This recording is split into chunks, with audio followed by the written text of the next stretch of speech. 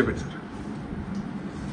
2021 మే 14 నా పుట్టినరోజు నాడు జగన్మోహన్ రెడ్డి ఆజ్ఞ మేరకు పివి సునీల్ కుమార్, విజయ్ పాల్, అప్పుడున్న ఇంకొక అధికారి సీతారామాంజనేయులు వీరందరూ కుట్ర చేసి అప్పటికప్పుడు నా మీద రాజద్రోహం కేసు పెట్టి నన్ను ఎత్తుకెళ్ళి కస్టడీలో టార్చర్ చేయటం, సుప్రీంకోర్టు ఇన్వాల్వ్మెంట్తో నేను మిలిటరీ హాస్పిటల్కి వెళ్ళటం అదంతా అందరికీ తెలిసిందే.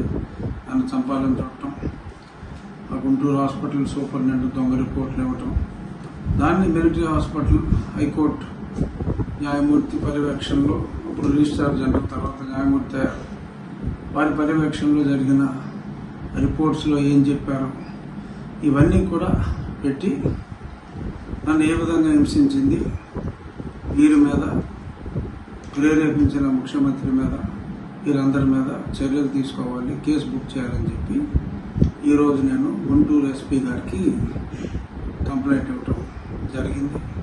తప్పకుండా దాని మీద యాక్షన్ ఉంటుంది, అది కేసు రిజిస్టర్ చేయాలి. గతంలో నేను సుప్రీంకోర్టుకు వెళ్ళటం, తర్వాత వారు హైకోర్టుకు వెళ్ళమంటాం అన్నీ జరిగినాయి. ఎందుకంటే ఇక్కడ కేసు రిజిస్టర్ చేయాలన్నా పట్టించుకునే వాళ్ళు లేడు. అందుకని కేసు రిజిస్ట్రేషన్ చేయడానికి నేను కోర్టులను ఆశ్రయించవలసి వచ్చింది.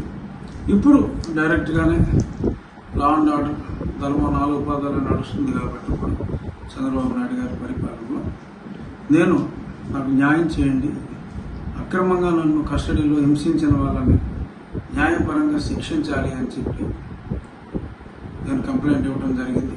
రాబోయే వారం 10 రోజుల్లో ఏం జరుగుతుందో